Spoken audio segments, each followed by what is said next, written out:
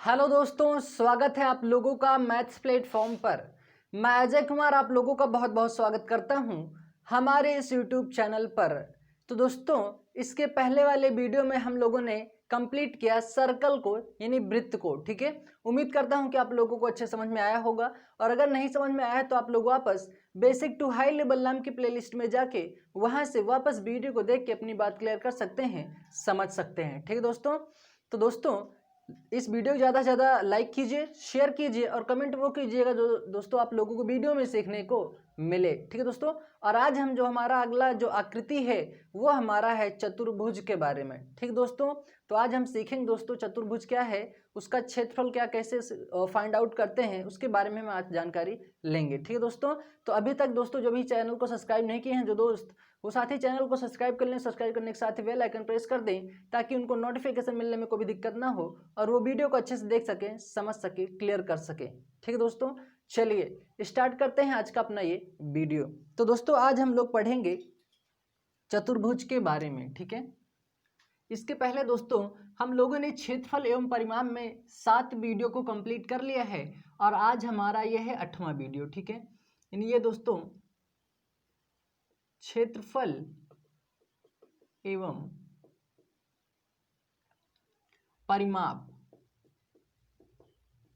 में दोस्तों हम लोगों ने पढ़ लिया है, 7 वीडियो पढ़ लिया है। ठीक है, आज हम पढ़ेंगे दोस्तों इसका पार्ट 8 है। ठीक है, और डे दोस्तों इसका है 80। ठीक है, अब यहाँ पे दोस्तों आज हम पढ़ेंगे क्षेत्रफल एवं परिमाप में चतुर्भुज। ठीक है दोस्तों, इसके पहले हम लोगों ने पढ़ा दोस्तों वृत्त, जिसे बोलते हैं सर्कल। ठीक है, अब यहां से दोस्तों देखो, अगर समचतुर्भुज की बात की जाए दोस्तों तो यहां पे देखिएगा, अच्छे से समझिएगा, ये कोई दोस्तों समचतुर्भुज है। ठीक है दोस्तों, अब यहां से देखो दोस्तों, समचतुर्भुज के विकर्ण, समचतुर्भुज के विकर्ण एक दूसरे को हमेशा क्या करते हैं, समद्विभाजित करते हैं। क्या करते हैं दोस्तों, समद्विभाजित करते हैं। तो दोस्तों आप यहाँ से अच्छे से राइट डाउन भी कर लीजिए अच्छे से, ताकि कोई दिक्कत ना हो। यहाँ पे मैं लिख दे रहा हूं समचतुर्भुज के विकर्ण, समचतुर्भुज के विकर्ण एक दूसरे को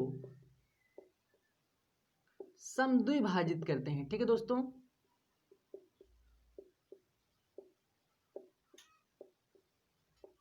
ठीक है, ये चीज आप लोग अच्छे से नोट कर लीजिएगा। ठीक है, अब अगर इसके क्षेत्रफल की बात की जाए दोस्तों तो इसका क्षेत्रफल होगा दोस्तों, समचतुर्भुज का क्षेत्रफल,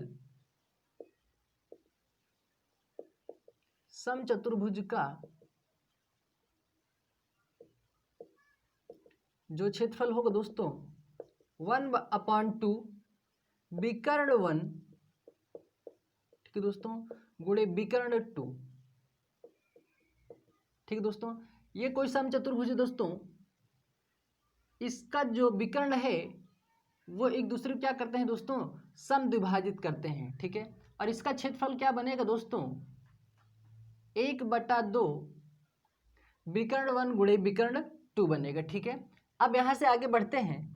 अगर यहीं पे समलंब चतुर्भुज की बात की जाए दोस्तों तो क्या होगा, समलंब चतुर्भुज का क्षेत्रफल, समलंब चतुर्भुज का क्षेत्रफल,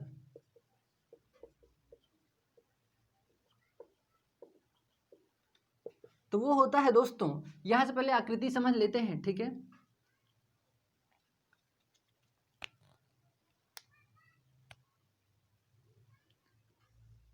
ठीक है,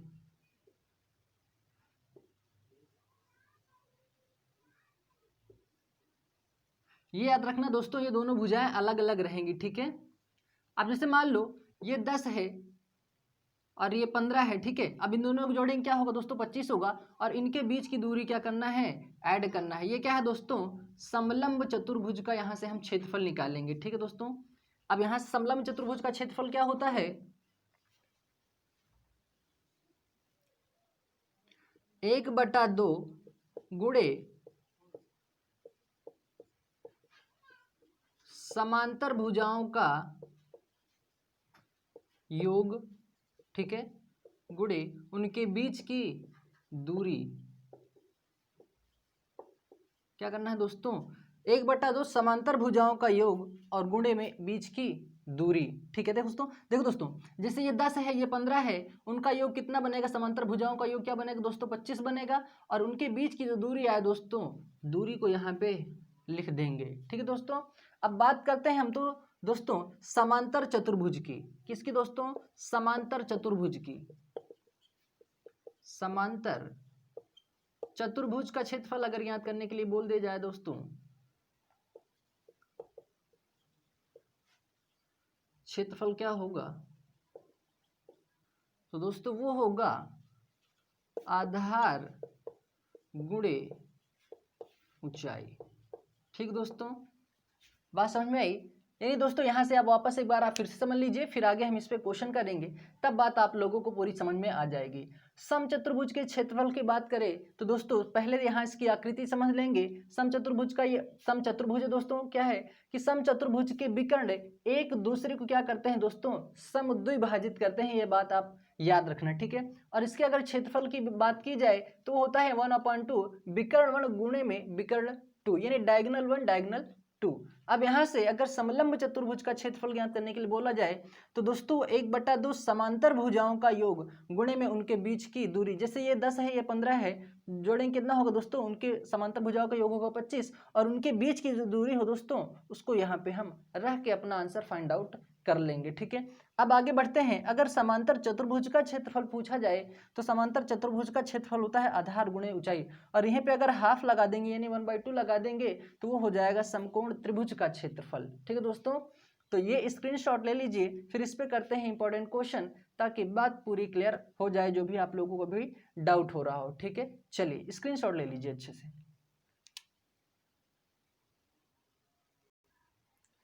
तो दोस्तों पहला क्वेश्चन हमारे सामने है, चलिए देखते हैं, इस बात को अच्छे से समझना दोस्तों। ठीक है, क्वेश्चन क्या कर रहा है, एक समांतर चतुर्भुज के दो विकर्ण क्रमशः 24 मीटर तथा 10 मीटर हैं, तो इसका परिमाप तथा क्षेत्रफल ज्ञात कीजिए। ठीक है, चलिए अब यहां से दोस्तों परिमाप और क्षेत्रफल हमें यहां से ज्ञात करना है। ठीक है, तो सबसे पहले हम यहाँ पे समझते हैं इस बात को।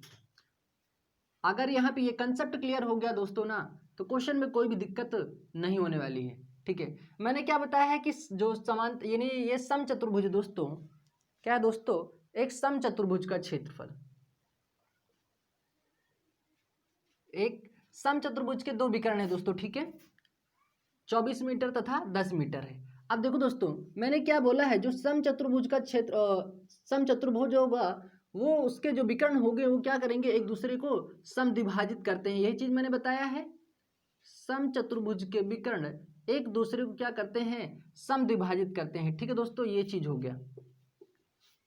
अब यहाँ पे समझने वाली बात तो ये है दोस्तों कि यहाँ पे जो 24 मीटर दिया हुआ है तथा 10 मीटर दिया हुआ है, क्या करते हैं, समद्विभाजित करते हैं। तो दोस्तों जब ये 12 होगा, ये 12 होगा, दोनों मिलाएंगे क्या होगा दोस्तों, समद्विभाजित करते हैं। समद्विभाजित हो गया, 12 12 कितना होगा, 24 होगा, और ये कितना हो जाएगा दोस्तों, ये 5 होगा और ये 5 होगा, दोनों जोड़ी कितना होगा, 10 होगा।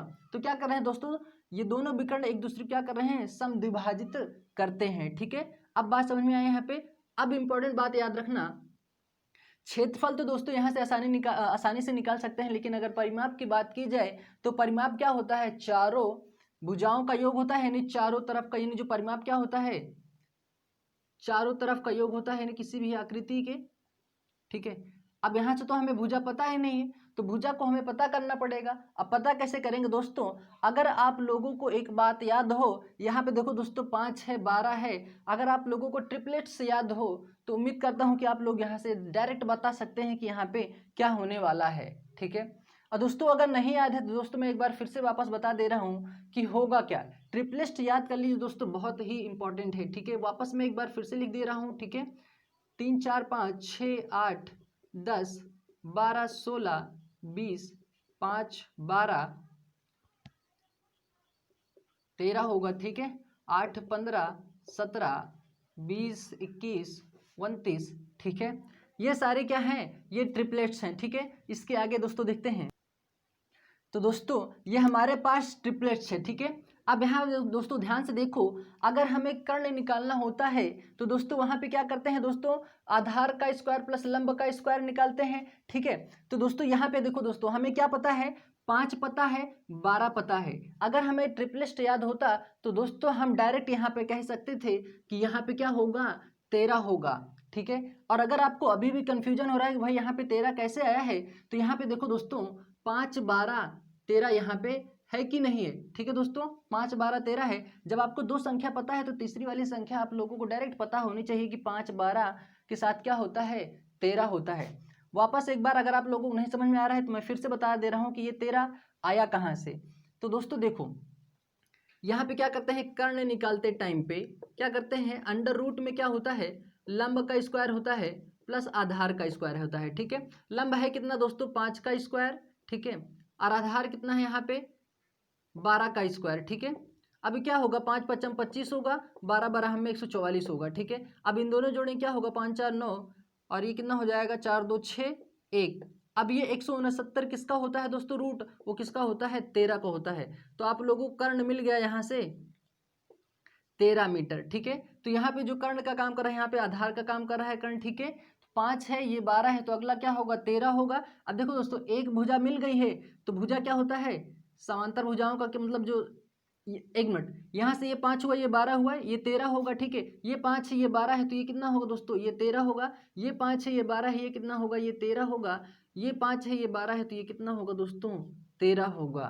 अब बात समझ में आए दोस्तों, उम्मीद करता हूं कि आप लोगों को बात समझ में आई होगी। वापस एक बार फिर से समझिए, समचतुर्भुज का विकर्ण जो होता है, नहीं समचतुर्भुज जो होता है उसके विकर्ण एक दूसरे क्या करते हैं, समद्विभाजित करते हैं। ठीक है दोस्तों, तो दोस्तों यहाँ पे हमें मीटर दिया हुआ 24 मीटर तथा 10 मीटर, जो उसके विकर्ण है 24 मीटर और 10 मीटर दिए हुए हैं। मैंने बोला समद्विभाजित करते हैं उनके विकर्ण, तो दोस्तों ये हुआ, ये 12 है, ये भी 12 होगा, जोड़ेंगे कितना होगा, 24 होगा। ये 10 मीटर था दोस्तों, समद्विभाजित किए कितना हुआ, 5 और 5 हुआ। अब यहाँ पे आप लोगों को ये देखना है कि क्षेत्रफल तो आप आसानी से निकाल सकते हैं कि समचतुर्भुज का क्षेत्रफल क्या होगा, लेकिन अगर परिमाप निकालने की बात की जाए तो जब तक हमें यहाँ पे उनकी भुजाओं का पता नहीं होगा तब तक हम परिमाप नहीं निकाल सकते हैं। तो परिमाप निकालने के लिए दोस्तों जब ये 5 है, ये 12 है, तो अगला नंबर हमें पता होना चाहिए। अगर ट्रिपलिस्ट याद है तब, और नहीं पता है तो यहाँ से आप ऐसे फाइंड आउट कर सकते हैं कि अगला नंबर क्या होगा।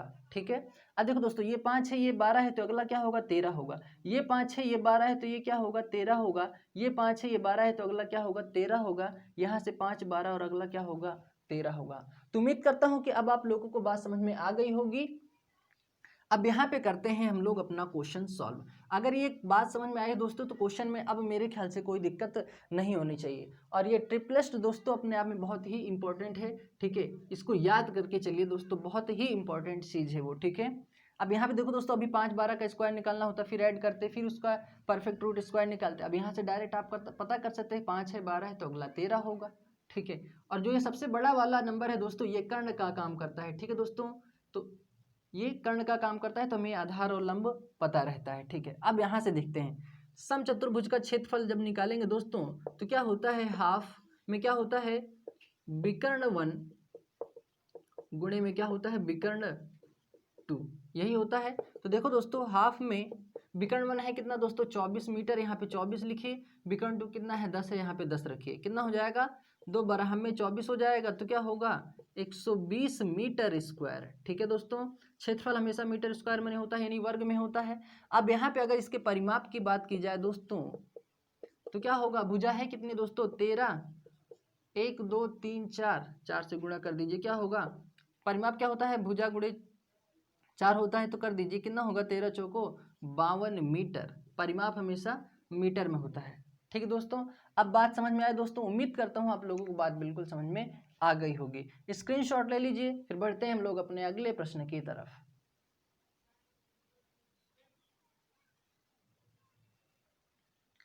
तो दोस्तों अगला क्वेश्चन हमारे सामने इस प्रकार से है। तो आइए इस क्वेश्चन को समझते हैं। क्या कह रहा है, एक समलंब चतुर्भुज की समांतर भुजाएं 30 मीटर तथा 20 मीटर हैं तथा इनके मध्य की दूरी 16 मीटर है, तो इसका क्षेत्रफल क्या होगा, यह हमें यहां से ज्ञात करना है। ठीक है दोस्तों, तो चलिए, ये क्या है दोस्तों,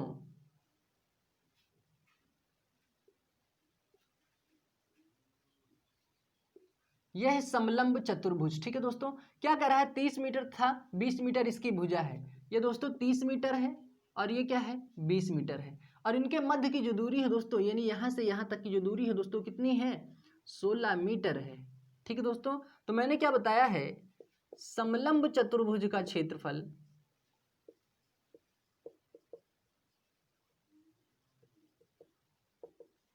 बराबर होता है दोस्तों 1/2 समांतर भुजाओं का योग गुणे बीच की दूरी। यही बताया है।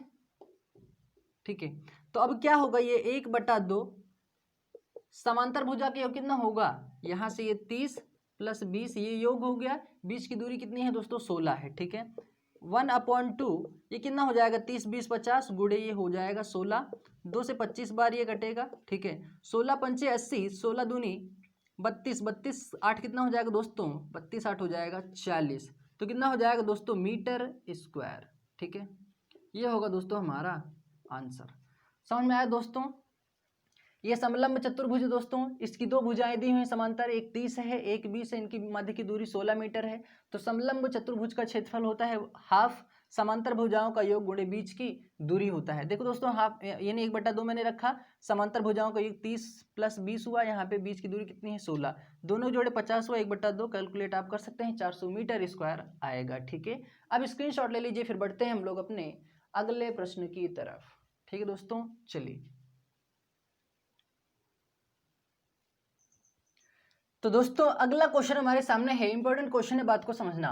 क्वेश्चन क्या कह रहा है, एक समलंब चतुर्भुज की समांतर भुजाएं क्रमशः 45 मीटर तथा 25 मीटर है तथा इनके मध्य की दूरी 21 मीटर है, तो इनका परिमाप कितना होगा, ये हमें यहाँ से पता करना है। ठीक है दोस्तों, तो चलिए यहाँ से परिमाप कैसे ज्ञात होगा वो हम यहाँ से फाइंड आउट करते हैं। ठीक है दोस्तों, तो दोस्तों ये क्या है, समलंब चतुर्भुज। ये क्या है दोस्तों, ये दोस्तों समलंब चतुर्भुज है। ठीक है दोस्तों, तो ये कितना है दोस्तों, ये है 45 मीटर, ये है 25 मीटर और ये कितना है 21 मीटर।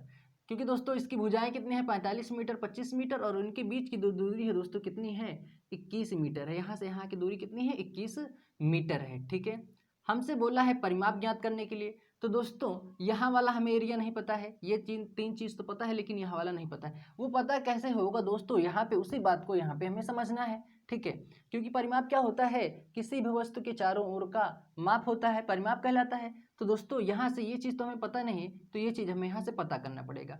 अब यहाँ पे अगर आप ध्यान दें दोस्तों, तो देखो दोस्तों, यहाँ से जो यहाँ तक का जो दूरी बनेगा वो भी कितना होगा,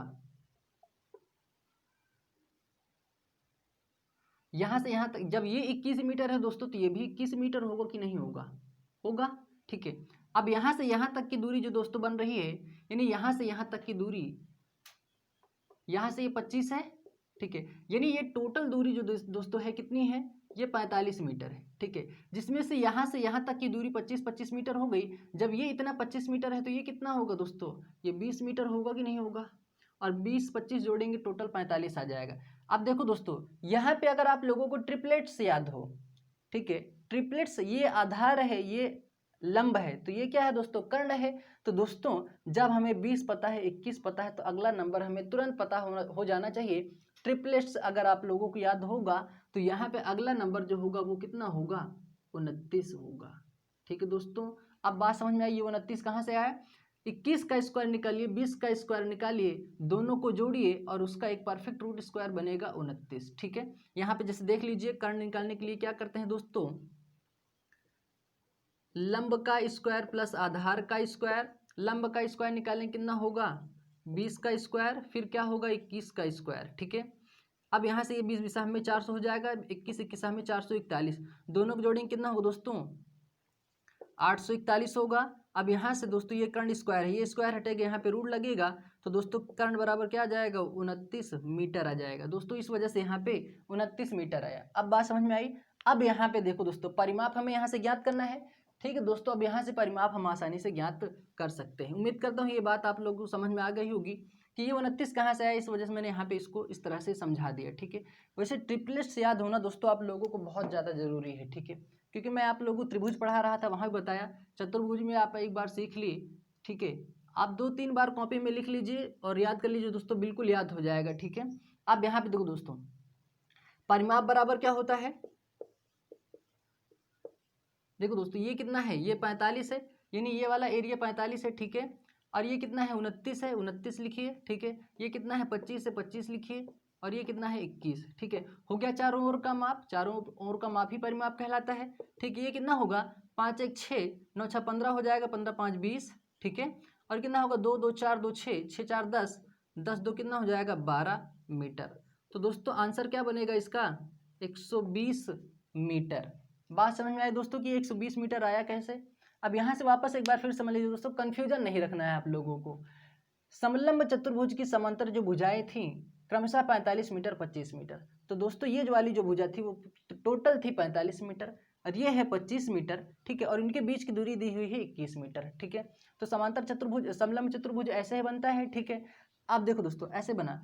अब यहाँ से जब दोस्तों ये 21 मीटर होगा तो ये भी 21 मीटर होगा, ये 25 मीटर है तो इसको जब हम यहाँ से अलग किए तो ये भी इतना 25 मीटर हुआ, ये टोटल 45 मीटर था। जब ये 25 मीटर हुआ तो ये बचेगा कितना, 20 मीटर बचेगा। अब हमें 21 पता है, 20 पता है नहीं, 20 21 पता है, अगला यहाँ से हमें पता हो जाना चाहिए कर्ण, यानी 29 मीटर हो गई। 29 मीटर यहाँ पे कैसे आता है वो भी मैंने आप लोगों को सिखाया कैसे आता है।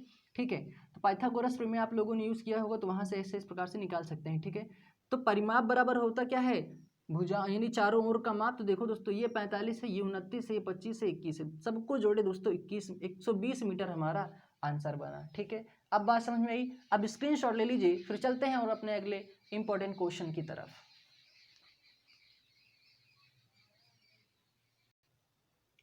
तो दोस्तों अगला क्वेश्चन हमारे सामने है, इंपॉर्टेंट क्वेश्चन है, बात को याद रखना अच्छे से। ठीक है दोस्तों, अपनी कॉपी में जब राइट डाउन कीजिएगा दोस्तों तो इंपॉर्टेंट क्वेश्चन लगा के तब लिखिएगा। क्वेश्चन क्या कह रहा है, एक समांतर चतुर्भुज के आधार में 30% की वृद्धि तथा ऊंचाई में 20% की कमी करें तो इसके क्षेत्रफल में कितने प्रतिशत की वृद्धि या कमी होगी। ठीक है दोस्तों, अब इस बात को हम यहाँ से समझना है। तो दोस्तों समांतर चतुर्भुज का जो क्षेत्रफल होता है, समांतर चतुर्भुज का क्षेत्रफल होता है दोस्तों आधार गुणे ऊंचाई, यही होता है। ठीक है दोस्तों, तो मैंने आप लोगों को एक डायरेक्ट तरीका बताया है कि अगर 30% की वृद्धि या कितने भी परसेंट की वृद्धि हो, जितने भी परसेंट की वृद्धि हो उसको 100 पर बढ़ा के लिख दीजिए, और जितने भी परसेंट की कमी हो उसको 100 से माइनस करके लिख दीजिए, कितना हो जाएगा 80। ठीक है, अब यहाँ पे हम डायरेक्ट लिख सकते हैं 130, 30% की वृद्धि हुई तो 100 से हम यहाँ से बढ़ा के ले गए 130 लिख दिए, 20% की कमी हुई तो यहाँ पे रख दिए हम 80। ठीक है, अब दोस्तों मैंने आप लोगों को ये बात बताया है, परसेंटेज में अच्छे से क्लियर करवाया है कि 1% डबल जीरो को कैंसिल आउट करता है, 0 0 कैंसिल आउट हो जाएगा, 13 8 कितना हो जाएगा दोस्तों 104। अब 104 में दोस्तों वृद्धि कितने की, 4% की वृद्धि। ठीक है, और यही होगा दोस्तों हमारा आंसर। बात समझ में आई दोस्तों, उम्मीद करता हूँ बिल्कुल बात आप लोगों को समझ में आई होगी। तो दोस्तों ये तो दोस्तों जैसे सिंपल फ्रैक्शन आपको देते हैं, सिंपल परसेंटेज में दे दे, अगर यहीं पे आप लोगों को फ्रैक्शन में दे देता, जैसे 11 से 1/9% की वृद्धि, 33 से 1/3% की कमी, तब उस क्वेश्चन को हमें कैसे सॉल्व करना है दोस्तों, आइए समझते हैं। ठीक है, चलिए स्क्रीनशॉट ले लीजिए, फिर बढ़ते हैं। तो दोस्तों अगला क्वेश्चन हमारे सामने है। तो दोस्तों देखो ये मिश्र भिन्न में दोनों दे दिया है, तो अब हमें इस क्वेश्चन को सॉल्व कैसे करना है। अगर आपके पास ऐसे प्रश्न आ जाए, ऐसे बन जाए, तब आप लोगों को कैसे सॉल्व करना है, आइए समझते हैं। क्या कह रहा है, एक समांतर चतुर्भुज के आधार में 11 से 1/9% की वृद्धि तथा ऊंचाई में 33 से 1/3% की कमी करें तो इसके क्षेत्रफल में कितने प्रतिशत की वृद्धि या कमी होगी।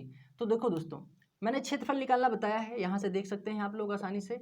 ठीक है, अब सबसे पहले तो हमें ये जानकारी होनी चाहिए कि 11 से 1/9% का मान कितना होता है। तो ये चीज़ मैंने आप लोगों को परसेंटेज में बहुत अच्छे से क्लियर करवाया है, लिंक डिस्क्रिप्शन में दे दिया है, आप लोग डायरेक्ट परसेंटेज का पहला पार्ट देख सकते हैं। ठीक है, अब ये क्या कह रहा है, अब इस एक का मतलब क्या हो रहा है दोस्तों, वृद्धि हो रही है, तो दोस्तों 9 से 1 की वृद्धि होगी, कहाँ पे पहुंचेंगे, 10 पे पहुंचेंगे, यही चीज़ होता है। तो 9 से 1 बढ़ा के ले गए दोस्तों, कहाँ पहुंचे, 10 पे पहुंचे। ठीक है, फिर उसके बाद क्या कह रहा है, ऊंचाई में 33 से 1/3% की कमी, तो सबसे पहले हमें 33 से ही 1/3% का मान पता होना चाहिए, 1/3 होता है। ठीक है, अब ये कमी हो रही है, यही कमी होगी यही वृद्धि होगी दोस्तों। तो 3 से 1 कम करके कहाँ पे जाएंगे, 2 पे जाएंगे। तो ये क्या होगा, 3 से 1 बढ़ा कम किए कहाँ पहुँचे, 2 पे पहुँचे। अब क्या करना है दोस्तों, 9 3 कितना हो जाएगा, 27 हो जाएगा, 10 दूना कितना हो जाएगा, 20 हो जाएगा। ठीक है, अब देखो दोस्तों, पहले 27 था, अब 20 है, अंतर कितने का बना, 7 का बना। कितने पे बना, 27 पे। ठीक है,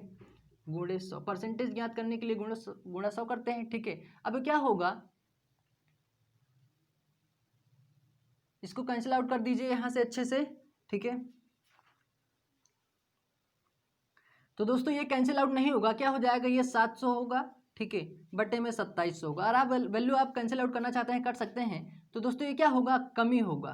कमी ही क्यों होगा दोस्तों, क्योंकि देखो पहले 27 था, अब 20 हो रहा है, तो कमी ही हो रहा है। ठीक है, तो यहाँ पे इस प्रकार से लिखते हैं 700 बटा 27% की कमी। ठीक है, उम्मीद करता हूँ आप लोगों को बात समझ में आ गई होगी। लेकिन अगर यहीं पे आप लोगों को एक मिश्र भिन्न में दे दे और एक साधारण भिन्न में दे दे, तब उस क्वेश्चन को कैसे सॉल्व करेंगे, आइए समझते हैं। पहले इस चीज़ को स्क्रीनशॉट ले लीजिए, फिर आगे हम बढ़ते हैं। ठीक है, उम्मीद करता हूँ आप लोगों को ये बात समझ में आई होगी। जब भी आपसे मिश्र भिन्न में इस प्रकार से प्रश्न पूछे, तो आपको जितने परसेंट की कमी या वृद्धि बोले, आप इस प्रकार से ऐसे क्वेश्चन को आसानी से फाइंड आउट कर सकते हैं।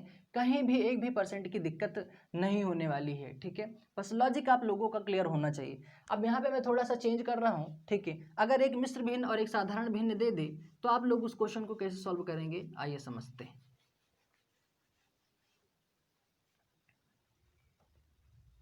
अब यहाँ पे जैसे दोस्तों दे दे आप लोगों को 12.5% की वृद्धि। ठीक है, और यहाँ पे 20% की कमी। ठीक है, तो देखो दोस्तों, अब क्या कह रहा है, समांतर चतुर्भुज के क्षेत्र आधार में 12.5% की वृद्धि था, ऊंचाई में 20% की कमी। तो इसके क्षेत्रफल में कितने प्रतिशत की वृद्धि या कमी होगी। तो इस पर क्या करना है, तो सबसे पहले तो हमें यह पता होना चाहिए कि 12.5% का मान क्या होता है। 12.5% का मान होता है दोस्तों 1/8। ठीक है, और 20% का भी कोई ना कोई भिन्न होगा। ठीक है, तो ये क्या होगा दोस्तों, 20% का मान होता है 1/5। कैसे होता है, 20 परसेंटेज ज्ञात करने के लिए भाग 100 से करते हैं। ठीक है, परसेंटेज दिया हुआ है। ठीक है, तो भाग 100 से करेंगे, क्या होगा, 20 का 20, 20 2500, इस वजह से आता है 1/5। ठीक है, तो अब क्या होगा, 1 पर 8% की मतलब 8 से 1 की वृद्धि हो रही है, क्योंकि यहाँ पे 12.5% की वृद्धि हो रही है। तो 8 से कहाँ पे जाएंगे दोस्तों, 9 पे जाएंगे। अब ये क्या हो रहा है, ये कमी हो रहा है, तो 5 से 1 कम करके वहाँ कहाँ पहुँचेंगे, 4 पे पहुँचेंगे। अब ये क्या होगा, 8 पंचे 40 हो जाएगा, 9 चौक 36 होगा। ठीक है, पहले 40 है, अब 36 हुआ, तो कमी कितनी की आई दोस्तों, 4। कितने पे, 40 पे। तो यहाँ लिखिए 40। ठीक है, और यहाँ लिखिए 100। परसेंटेज ज्ञात करने के लिए 100 क्या होगा, 0 0 कैंसिल, 4 4 कैंसिल, तो क्या होगा, 10% की कमी हो जाएगा। बात समझ में आई दोस्तों, उम्मीद करता हूँ आप लोगों को बात बिल्कुल समझ में आई होगी। तो अब आप लोगों से किसी भी प्रकार का क्वेश्चन पूछे, आप लोग आसानी से फाइंड आउट कर सकते हैं, चाहे वो साधारण भिन्न में बोले, मिश्र भिन्न में बोले, या एक मिश्र भिन्न दे के साधारण भिन्न में, ऐसा कहीं से भी आप लोग घुमा फिरा के क्वेश्चन पूछता है, आप लोग अब आसानी से क्लियर आउट कर सकते हैं। ठीक है, अब स्क्रीनशॉट ले लीजिए। तो दोस्तों आप लोगों को याद हो तो, अगर मैंने वृत्त में दोस्तों 2 टाइप का क्वेश्चन छोड़ दिया था, तो दोस्तों ये स्क्रीनशॉट ले लीजिए, तो वृत्त का जो बाकी जो बचा टाइप है वो मैं यहाँ पे कंप्लीट करवा दूँ। ठीक है दोस्तों, चलिए स्क्रीनशॉट ले लीजिए जल्दी से। तो दोस्तों जो बचा टाइप था उसमें का एक टाइप ये था कि एक अर्धवृत्त की त्रिज्या की लंबाई 28 मीटर है, तो अर्धवृत्त की परिधि होगी। ठीक है, यहाँ से क्षेत्रफल निकालना ही बताऊंगा दोस्तों। ठीक है, अब देखो दोस्तों क्या कह रहा है, अर्धवृत्त की त्रिज्या, तो ये क्या है दोस्तों, ये अर्धवृत्त है। क्या है दोस्तों, ये अर्धवृत्त है। ठीक है, और इसकी जो त्रिज्या दी हुई है दोस्तों कितनी है, 28 मीटर है। तो दोस्तों अर्धवृत्त की परिधि कितनी होगी, अर्धवृत्त की परिधि क्या होती है दोस्तों, वो होता है दोस्तों पाई r प्लस 2r, यही मैंने बताया था। तो पाई का मान कितना हो जाएगा, 22/7। आर का मान है कितना दोस्तों, 28 प्लस 2, आर का मान है कितना, 28। ठीक है, अब ये क्या हो जाएगा, 7 चौक 28 हो जाएगा। ठीक है, 7 चौक 28 हो जाएगा, 4 दूना 8, 4 दूना 8 प्लस 28 दूना कितना हो जाएगा, 2 8 16, 2 दूना 4 1 5, कितना हो जाएगा, 8 6 14 हो जाएगा, 8 6 14, 8 5 13, 1 14, तो कितना हो जाएगा, 144 मीटर हो जाएगा। ठीक है, बात समझ में आई दोस्तों। वापस एक बार फिर से समझ लीजिए, एक अर्धवृत्त की त्रिज्या की लंबाई जो है 28 मीटर है, ठीक है। तो इसके अर्धवृत्त की परिधि ज्ञात करना है। अर्धवृत्त की परिधि होती है पाई आर प्लस 2r, पाई मान 22/7, त्रिज्या हमें दी हुई है 28 मीटर, मैंने यहाँ पे लिखा 28, 2 गुणे 28 किए तो ये क्या हुआ दोस्तों, 7 चौक 28 हुआ, 4 दूना ये 88 हुआ, प्लस 28 दूना 56 होता है, दोनों जोड़े 144 मीटर आया। तो हमारा आंसर ये होगा, ठीक है। अब स्क्रीनशॉट ले लीजिए, फिर उसका जो एक और टाइप बचा है उसको भी मैं कंप्लीट करवा देता हूँ, ठीक है। उम्मीद करता हूँ कि बात समझ में आप लोगों को आई होगी, ठीक है। चलिए तो दोस्तों अगला क्वेश्चन हमारे सामने है। क्वेश्चन क्या कह रहा है, एक वृत्ताकार खेत की त्रिज्या जिसकी लंबाई कितनी है दोस्तों, 21 मीटर है, यानी दोस्तों ये है अर्धवृत्ताकार, ठीक है। एक अर्धवृत्ताकार खेत जिसकी त्रिज्या कितनी है, त्रिज्या की लंबाई 21 मीटर है, तो इस खेत का क्षेत्रफल होगा। तो देखो दोस्तों ये अर्धवृत्ताकार कोई खेत है दोस्तों, ठीक है, और इसकी जो त्रिज्या है कितनी है, 21 मीटर, यानी आपको त्रिज्या बराबर दे दिया है 21 मीटर, ठीक है। अब देखो दोस्तों अर्धवृत्ताकार क्षेत्रफल, यानी यहाँ से इसका क्षेत्रफल निकालना है, तो अर्धवृत्त का क्षेत्रफल होता है, अर्धवृत्त का क्षेत्रफल होता है हाफ पाई आर स्क्वायर, यही होता है। यहां से यह हाफ हुआ, पाई का मान होता है 22/7, आर कितना है दोस्तों 21 गुणे 21, ठीक है। अब क्या होगा, यह हो जाएगा 2 ग्राम में 11, 2 ग्राम में 22 हो जाएगा, 7 तिहाई 21 होगा, ठीक है। क्या हो जाएगा 11 तिहाई 33, ठीक है। एक मिनट इसको कर दीजिए 21 तिहाई 66, ठीक है, 3 कन्नम 3 हो जाएगा, 3 दूना 6। अब ये क्या होगा 11 तिहाई 33, 11 छक्का 66, 3 कितना हो जाएगा दोस्तों, तो हो जाएगा 693 मीटर स्क्वायर, और यही क्या होगा दोस्तों हमारा आंसर होगा। समझ में आया दोस्तों, उम्मीद करता हूँ बात बिल्कुल आप लोगों को समझ में आई होगी। बस क्या कह रहा है, एक अर्धवृत्ताकार खेत जिसकी जो त्रिज्या की लंबाई है 21 मीटर है, तो इस खेत का क्षेत्रफल क्या होगा, यानी इसका जो क्षेत्रफल क्या होगा वो हमें ज्ञात करना है। तो अर्धवृत्त का क्षेत्रफल होता है half pi r square, half 22/7 होता है पाई का मान 21 गुणे 21, क्योंकि यहाँ पे आर का 2 बार गुणा हो रहा है, तो बस कैलकुलेट किया 693 मीटर स्क्वायर आया, ठीक है। तो उम्मीद करता हूँ अब आप लोगों को बात समझ में आ गई होगी। तो दोस्तों ये था आज का हमारा वीडियो, स्क्रीनशॉट ले लीजिए अच्छे से, ठीक है।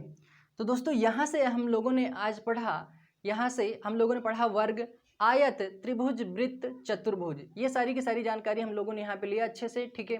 तो दोस्तों अब यहाँ से दोस्तों देखो वर्ग हम लोगों ने यहाँ से पढ़ लिया, यानी जो वर्ग होता है मीटर होता है, यहाँ से क्षेत्रफल एवं परिमाप हम लोगों ने पढ़ लिया। अब आगे जो पढ़ेंगे दोस्तों वो होगा हमारा आयतन, ठीक है, जिसमें घन, घनाभ, बेलन, शंकु, गोला, ये सब चीजें आती हैं। अब उन सारी आकृतियों को हम यहाँ पे आगे हम पढ़ेंगे अगले वीडियो में, ठीक है दोस्तों। तो इस वीडियो को ज़्यादा से ज़्यादा शेयर कर दीजिए, लाइक कीजिए, कमेंट वो कीजिए दोस्तों जो आप लोगों को वीडियो में सीखने को मिला है, ठीक है। और अभी तक जो साथी चैनल को सब्सक्राइब नहीं किया, सब्सक्राइब करने के साथ बेल आइकन प्रेस कर दीजिएगा, ताकि आप लोगों को नोटिफिकेशन मिलने में कोई भी दिक्कत ना हो और आप वीडियो को अच्छे से देख सकें, समझ सकें, ठीक है दोस्तों। तो चलिए अच्छे सपोर्ट करिए दोस्तों, मन लगा के पढ़िए, ठीक है। तो मिलते हैं अगले वीडियो में, तब तक के लिए थैंक यू, जय हिंद।